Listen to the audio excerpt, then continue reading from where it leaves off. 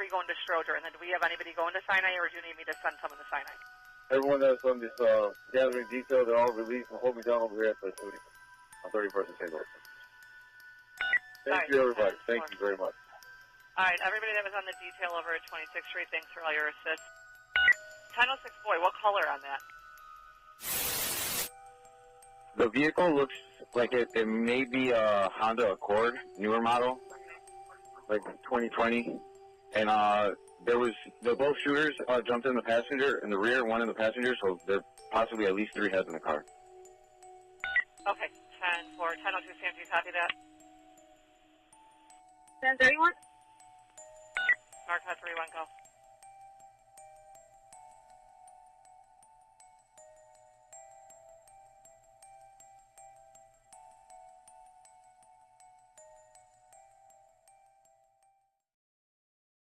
On the early morning of Saturday, October 26, 2025, Devonshire Collier, better known in the Chicago drill scene as THF Bayzoo, was about to face the harsh reality that the streets he had survived for 35 years would finally claim his life.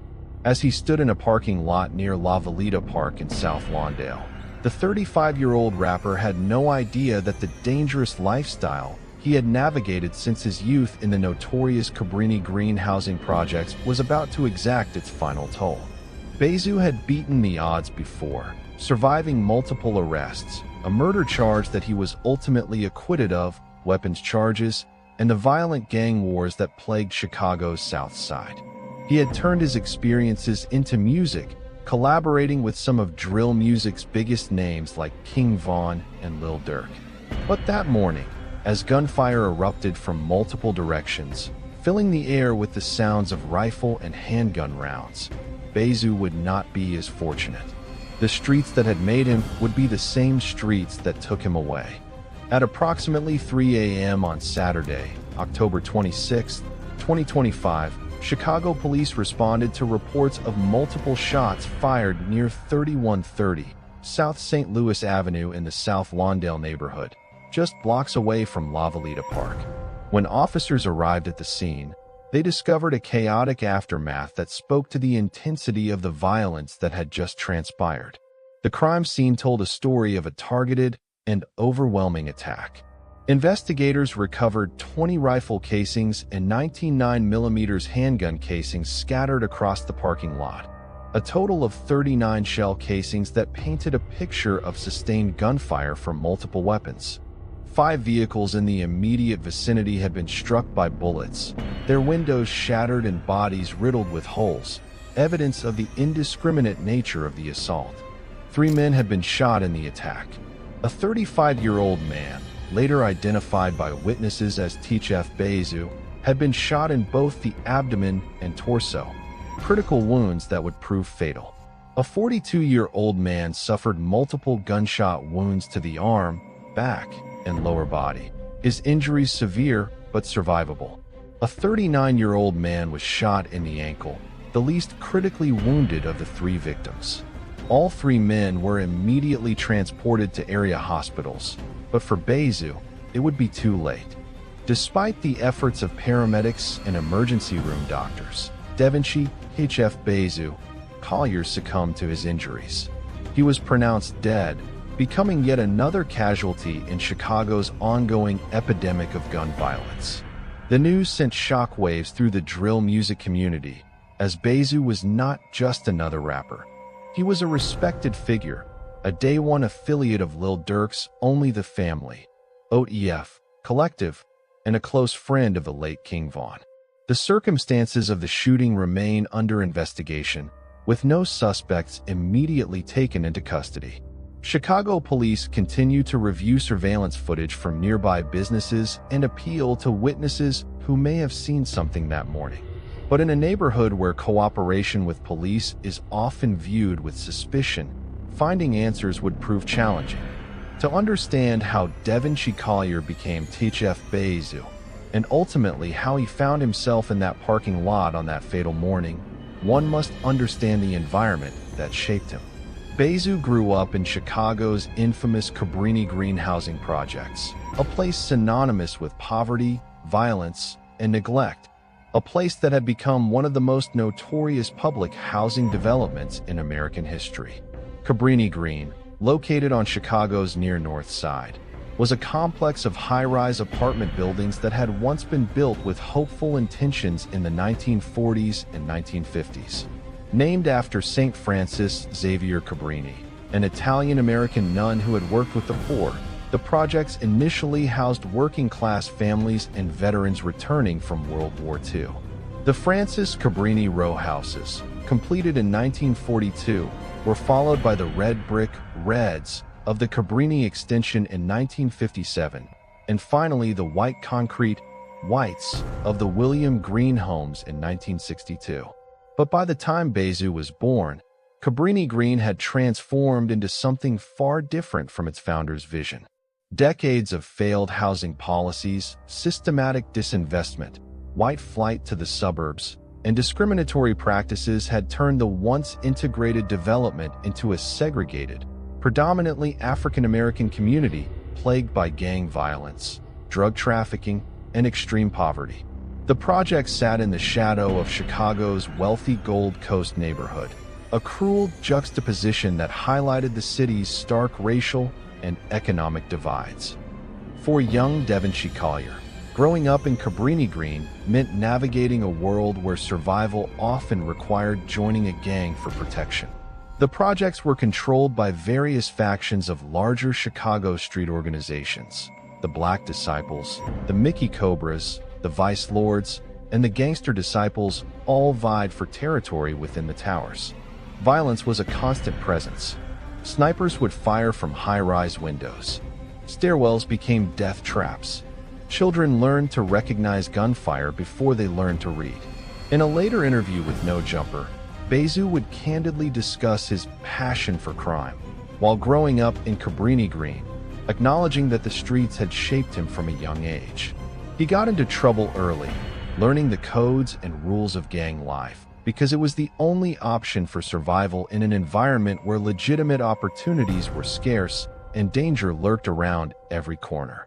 By the 1990s and early 2000s, Cabrini Green had become so synonymous with urban decay and violence that city officials made the decision to demolish the projects entirely. The first tower came down in 2000, the last in 2011. But for those like Bayzoo who had grown up there, the lessons learned in those towers would stay with them forever. When the projects were demolished, many residents were displaced to other parts of the south and west sides, taking with them the gang affiliations and rivalries that had defined Cabrini Green. Bayzoo's involvement in street life inevitably led to encounters with law enforcement. His most serious legal trouble came in 2014 when he was arrested at fellow rapper Lil Durk's residence and charged with first-degree murder in connection with the July 5, 2009, killing of 21-year-old Dominic Barnes in Chicago's Bronzeville neighborhood. According to prosecutors, Barnes had been standing outside in the 4700 block of Forestville Avenue when Devonshire Collier approached him and asked about his gang affiliation. When Barnes answered, prosecutors alleged that Collier produced a handgun and fired multiple times, striking and killing Barnes. Collier and an unknown co-defendant then allegedly went through Barnes' pockets, removed money, and fled in a waiting vehicle. The case against Bayzoo seemed strong. Prosecutors claimed they had multiple witnesses who identified Collier as the shooter, with at least one witness reporting that they saw him with a gun immediately after the shooting. He was denied bail and faced the prospect of spending the rest of his life in prison if convicted. But Bayzoo maintained his innocence, and his defense team went to work. In a twist that Bayzoo would later discuss publicly, he claimed that he nearly did 45 years for a murder that happened while he was actually locked up on other charges. The timeline and evidence presented by the prosecution had holes, and Bayzoo's attorneys were able to poke enough doubt into the state's case that ultimately, he was acquitted of all charges. Walking away from a murder charge was a significant moment in Bayzoo's life, a second chance that many in his position never receive. He had stared down a life sentence and emerged free, a fact that wasn't lost on him. But even as he beat the murder case, Bayzoo continued to have run-ins with law enforcement. In May 2022, Bayzoo was arrested again, this time on weapons charges after police allegedly found 3 machine guns in his possession. For someone on the streets of Chicago, weapons were often seen as necessary for protection given the ongoing gang conflicts. But legally, possession of automatic weapons carried serious federal implications. The arrest demonstrated that even as Bayzoo tried to focus on his music career, the streets continued to pull him back in. On October 26, 2025, THF Bayzoo became another name added to the ever-growing list of young men killed by gun violence in Chicago. The circumstances of his death, shot multiple times in a parking lot near La Valita Park in the early morning hours, mirror the deaths of so many others before him.